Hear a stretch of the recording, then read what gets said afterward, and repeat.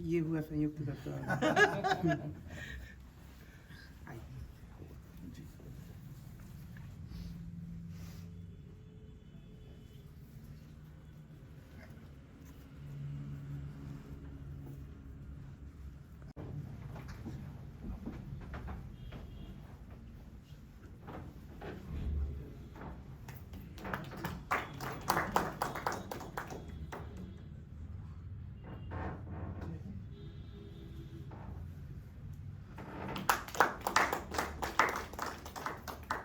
हमारे बीच में उपस्थित हैं परम पूज्य संदम शो मुकुलस्तथा ऊर्णनाभस्ताम्रचूडश्चतुर्विंशतिरीरिता।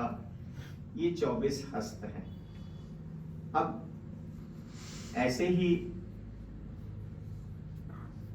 संयुक्त हस्त अंजलिश्च कपोतश्च कर्कटः स्वस्तिकस्तथा कटकावर्धमानश्च ह्युत्सङ्गो निषधस्तथा दोलः पुष्पपुटश्चैव तथा मकर एव च गजदन्तोवहितश्च वर्धमानस्तथैव च एते तु संयुता हस्ता मया प्रोक्तास्त्रयोदश। ये 13 है। अब कितना सुंदर गुरुओं के लिए मुख के सम्मुख और सबके लिए समान रूप से छाती के सामने। अब इसमें कुछ चीजें ऐसी हैं जो हमें पैरों के दोनों अंगूठों का स्पर्श करना है, ये हमको बताता है। नाट्य शास्त्र में स्पष्ट रूप से लिखा है कि त्रिपताक हस्त से यह करना है। नृत्य की परंपरा में हम लोग करते हैं तो हम लोग भ्रमर ऐसे बनाते हैं अभिनय दर्पण के से, लेकिन नाट्य शास्त्र में भ्रमर के लिए त्रिपताक हस्त कहा है उन्होंने। सर्प को बताने के लिए भी त्रिपताक हस्त कहा। तो ऐसे इतना विस्तार आधूतम अवधूतम तथांचितम निहंचितम परावृत्तम उत्क्षिप्तम चाप्यधोगतम लोलितम चेति विज्ञेयम त्रयोदशविधम शिरः। इसके साथ में ग्रीवा का प्रयोग होता ही है, लेकिन ग्रीवा का जो है वो अलग से प्रयोग बताया है, जबकि अभिनय दर्पण में हम सिर्फ 4 ही करते हैं। सुंदरी च तिरश्चेना तथैव परिवर्तिता प्रकम्पिता च भावज्ञेया ग्रीवा चतुर्विधा। अभिनय दर्पण में ये है, लेकिन नाट्य शास्त्र में समा नतोन्नता त्रिस्रा रीचिता कुंचितांचिता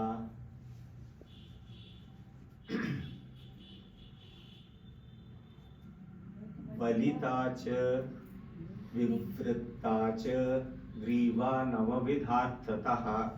ये विवृत्ता ग्रीवा बहुत विचार करने के बाद ये समझ में आया कि कोई ऐसी चीज जो पीछे छुपी हो, हम कहीं ऊंचाई पर देख रहे हो तो हम ऐसे उठ के ऐसे आगे करके देखते हैं।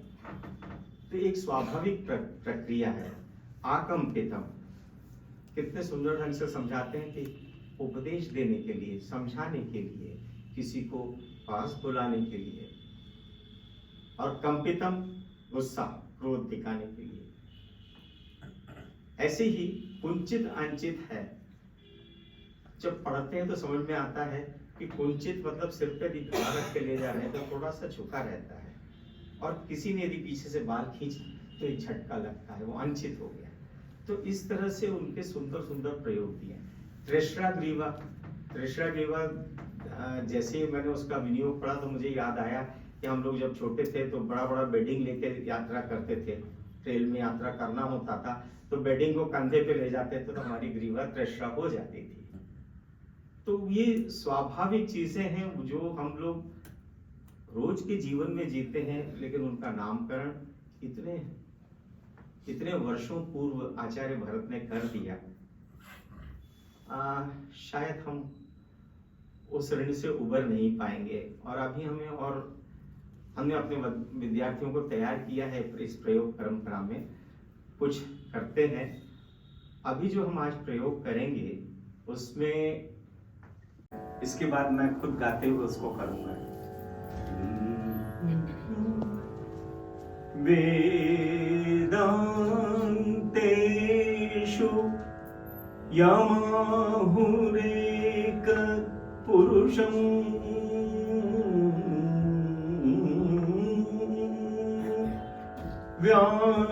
व्याप्य स्थितं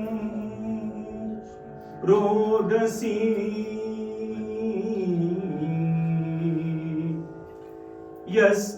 यस्मिन्नीश्वरः इत्यनन्य विषयः शब्दो यथार्थाक्षरः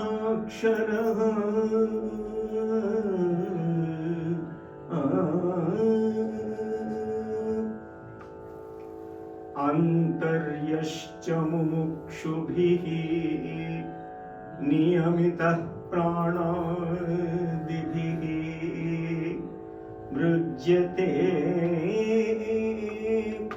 सस्थाणुः स्थिरभक्तियोगसुलभो निःश्रेयसायास्तु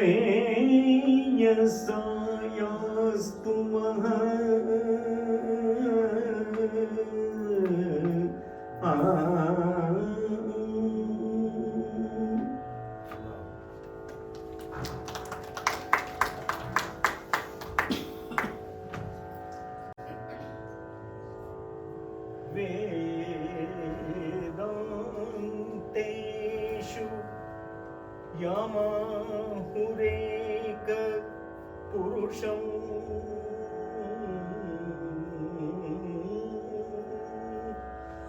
व्याप्य स्थितं रोदसी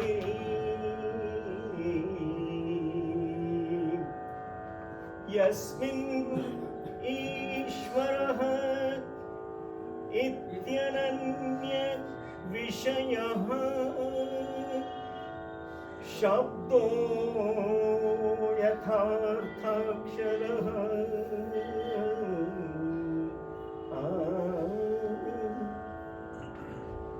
अंतर्यश्च मुमुक्षुभिः नियमितः प्राणादिभिः मृज्यते सस्थाणुः स्थिरभक्तियोग सुलभो निःश्रेयसायास्तु वः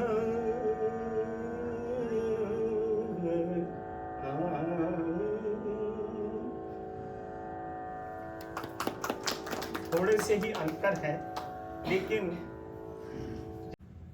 श्रुति और फिर आगे परंपरा को देते हुए जाना, इन अर्थों के साथ हम लोग जब समझेंगे तो हर इसके लिए, और अंतेषु के लिए अलग मुद्रा है, ऐसे ही एक एक छोटे छोटे इसके लिए भी अलग अलग।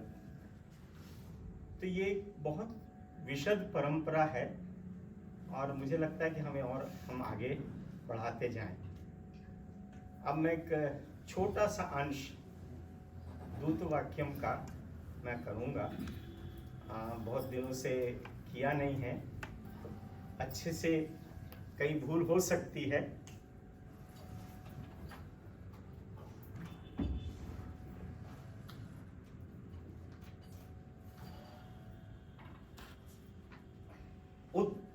उत्थूतरोषमिव मे हृदयं सहर्षं प्राप्तं रणोत्सवमिमं सहसा विचिन्त्य इच्छामि पाण्डवबले वरवारणानाम् उत्कृत्तदन्तमुसलानि मुखानि कर्तुम्। आर्यो वैकर्णवर्षदेवौ उच्यताम् अस्ति ममैके एकादशाक्षौहिणी बलसमुदयः अस्य कः सेनापतिर्भवितुमर्हतीति किमाहतुर्भवन्तौ महान् खल्वयमर्थः तदागम्यतां मन्त्रशालामेव प्रविशामः। आचार्य अभिवादये प्रविशतु भवान् मन्त्रशालाम्। पितामह अभिवादये प्रविशतु भवान् मन्त्रशालाम्। मातुल अभिवादये प्रविशतां मन्त्रशालाम्। आर्यो वैकर्णवर्षदेवो प्रविशतां भवन्तौ। भो भोः सर्वक्षत्रियाः स्वैरं प्रविशन्तु भवन्तः। वयस्य कर्ण वयम प्रविशामः स्तावत्।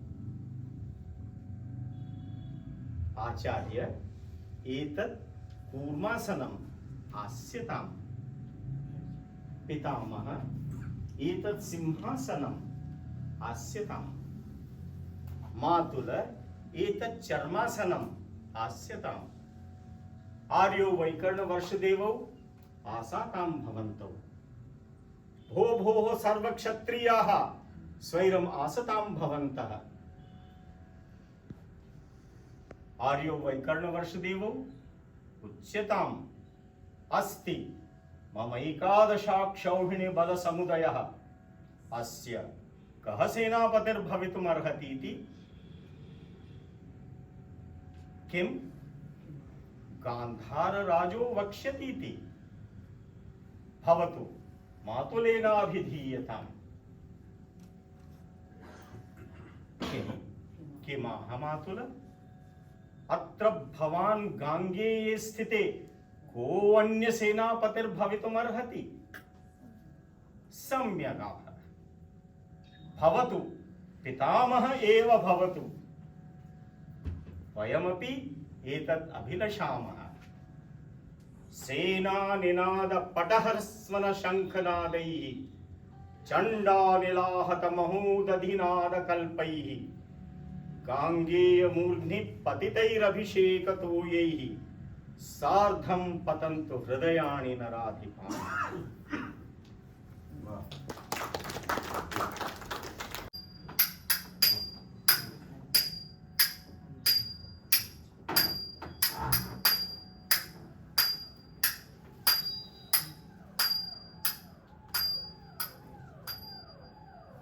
आदिष्टास्मि देव्या मालविके गौतम चापलात् दोला परिभ्रष्टायाः सरुजो मम चरणो त्वं तावत् गत्वा तपनीयाशोकस्य दोहदं निर्वर्तय इति।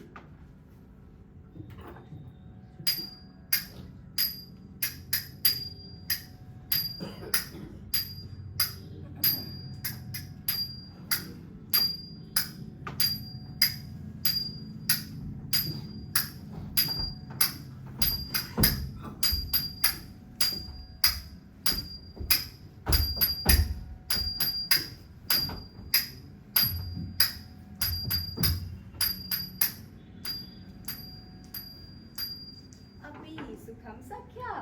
अहो बकुलावलिका उपस्थिता। स्वागतं ते उपविश। सखी त्वम् इदानीं योग्यतया नियुक्ता तस्मात् एकं ते चरणम् उपनय यावत् सा लप्तका स नूपुरं च करोतु। मर्ष्य तावदेनम्। अयि शरीरमसि मे।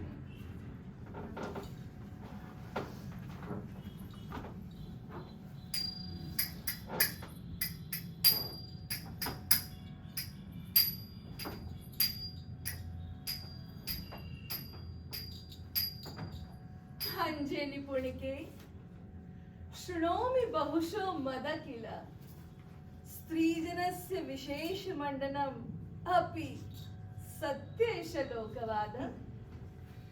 प्रथमं लोकवाद ए अद्य सत्यः समृद्धः।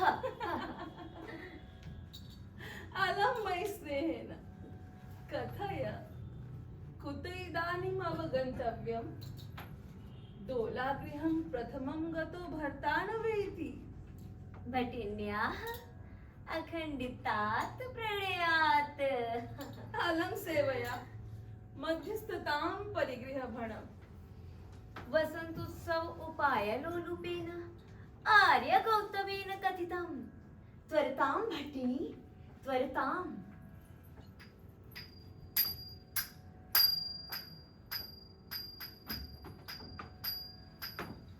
निपुणिके आर्यपुत्र अत्र न दृश्यते। ननु भट्टिनी अवलोकयतु परिहासनमित्तं कुत्रापि अदृष्टेन भर्ता भवितव्यम्।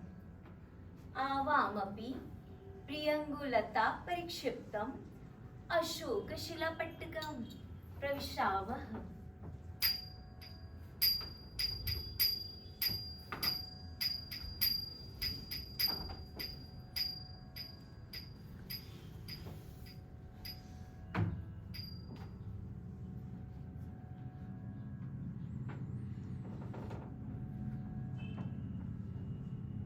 एषा अशोकपादपछायायां मालविकायाः बकुलावलिका चरणालङ्कारं निर्वर्तयति।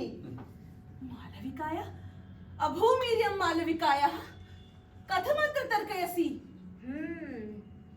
तर्कयामि। दोला परिभ्रष्टया सरुजचरणया देव्या अशोकदोहाधिकारी मालविका नियुक्ता इति।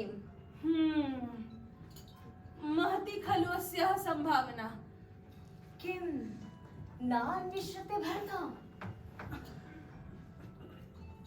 सखी न मे चरणौ अन्यतः प्रवर्तेते स्थाने खलु कातरं मे हृदयम्। उपदेशानुरूपौ चरणौ लब्ध्वा अद्य गर्विता भविष्यामि। हन्त सिद्धं मे दूत्यं सखी एकस्य ते चरणस्य उपनय केवलं मारुतो लम्भयितव्य अथवा प्रवातमेतत् स्थानम्। प्रिया खलु अहं तव न केवलं मम कस्य वा अन्यस्य गुणेषु अभिनिवेशिनो भर्तुरपि। आलिकां मन्त्रयसे एतदेव मयि नास्ति। सत्यं त्वयि नास्ति। भर्तुः कृशेषु सुन्दरपाण्डुरेषु दृश्यते अङ्गेषु। सखी त्वं गच्छत सहाया भव। विमर्दसुरभिर्बकुलावलिका खल्वहम्। एष उपारूढरागः उभोगक्षमः पुरतः ते वर्तते। किं भर्ता? न तावत् भर्ता। एष अशोकशाखावलम्बी पल्लवगुच्छः।